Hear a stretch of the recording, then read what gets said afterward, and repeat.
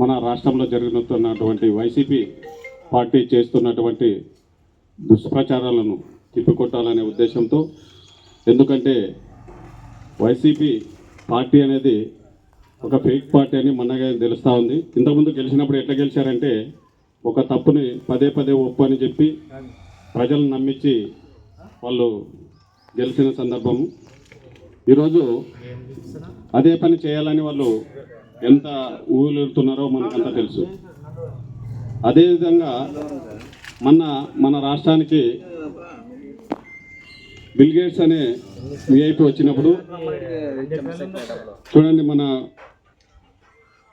ఈయన ముఖ్యమంత్రి, మన సారు గారి ముఖ్యమంత్రి చంద్రబాబు నాయుడు గారు కింద అతని జగన్మోహన్ రెడ్డి గారు వైసీపీ ప్రభుత్వం ఉన్నప్పుడు ముఖ్యమంత్రి గారు, ఇక్కడ ఎస్సీ ఎస్టీ బీసీ మైనార్టీలు రెడ్లు అందరూ ఉన్నారు.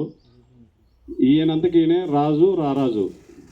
మరి పైన కానీ మన సారు ముఖ్యమంత్రి అంటే ఇప్పుడు 4వ ముఖ్యమంత్రి మన చంద్రబాబు నాయుడు గారు. మీరు ఈయన ఒక్కసారికే ఈయన బయటకు వస్తే ఈయనకి మంత్రులు పడిగాపులు కాల్చి లైన్లో మొక్కాల. ఇదే ఆయన సంస్కారం. అదే మన ముఖ్యమంత్రి వర్యులు నారా చంద్రబాబు నాయుడు గారు మన రాష్ట్రానికి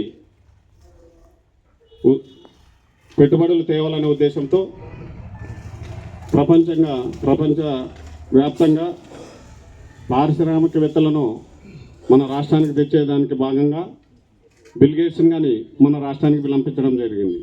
మరి ఇక్కడ చూస్తే 4వ ముఖ్యమంత్రి అయినటువంటి వ్యక్తి చంద్రబాబు నాయుడు గారు. మరి ఈయన బిల్ గేట్స్ వస్తే మన మంత్రులు ఎక్కడున్నారు?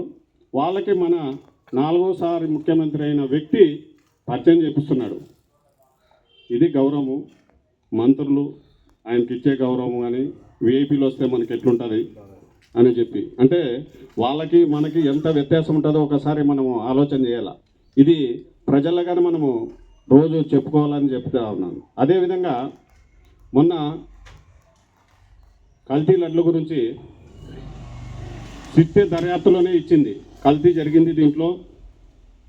మన గవర్నమెంట్ లేనప్పుడు వైసీపీ గవర్నమెంట్లోనూ కానీ కల్తీ లడ్లపై మన వాళ్ళు ఫిర్యాదు చేస్తే, మన తెలుగుదేశం నాయకులు కానీ ఆ రోజు మన వాళ్ళు ఫిర్యాదు చేస్తే వాళ్ళు పట్టించుకోకుండా మన గవర్నమెంట్ వచ్చిన పిమ్మట దానిపై సిట్టు వేస్తే దాంట్లో అన్ని కల్తీ జరిగిందని, పాలు లేకుండా నెయ్యి ఎలా ఉత్పత్తి చేస్తారో మరి ఆ జగన్మోహన్ రెడ్డి డిగ్రీ చేసుకున్నాడు దాంట్లో. అదేవిధంగా గతంలో వాళ్ళ నాన్నగారు అయినటువంటి మాజీ ముఖ్యమంత్రి రాజశేఖర రెడ్డి గారు ఈ 7 కొండలు కాదా, అక్కడ ఉండేది 3 కొండలు అని చెప్పి ఆయన ప్రస్తావించడం జరిగింది. ఇప్పుడు నేను కులపరంగా చూస్తే నేను ఒక ముస్లిం అయినా మాజీ మంత్రివర్యులు మోహన్ రెడ్డి గారు ఆ రోజు మహానాడుని తిరుపతిలో ఏర్పాటు చేస్తే, మాకు అక్కడ తిరుపతి వెంకటేశ్వరుని దర్శనం చేసుకునేదానికి ఏర్పాటు చేస్తే, ఆ టెంపుల్ దగ్గర పోయిన తర్వాత మనసుకి ఒక రకమైనటువంటి ఉద్రేకం కానీ లేకపోతే గొగ్గరకాయలు పొడుస్తాయి. అంటే దేవుడు అనే భయము భక్తితో, మరి వాళ్ళ నాన్నకు కానీ ఈయనకు కానీ ఆ భయము భక్తి లేకుండా చేసిన దానికి కానీ మరి ఆ మాజీ ముఖ్యమంత్రి వారికి ఏం జరిగిందో మనకంతా తెలుసు. అదేవిధంగా మొన్న జరిగినటువంటి శాసన మండలి సమావేశాల్లో ఈ వైసీపీకి చెందినటువంటి ఎమ్మెల్సీలు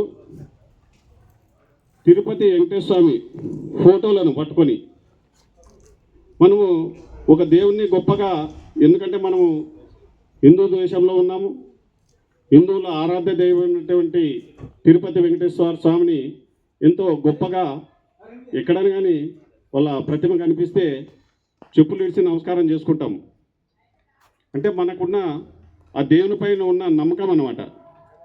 ఆ నమ్మకాన్ని వమ్ము చేస్తూ వీళ్ళు శాసన మండలిలో తిరుపతి వెంకటేశ్వర స్వామి ప్రతిమను పట్టుకొని వచ్చి భయము భక్తి అనేది లేకుండా చెప్పులు వేసుకొని బూట్లు వేసుకొని వీళ్ళు మనల్ని ప్రశ్నిస్తారు.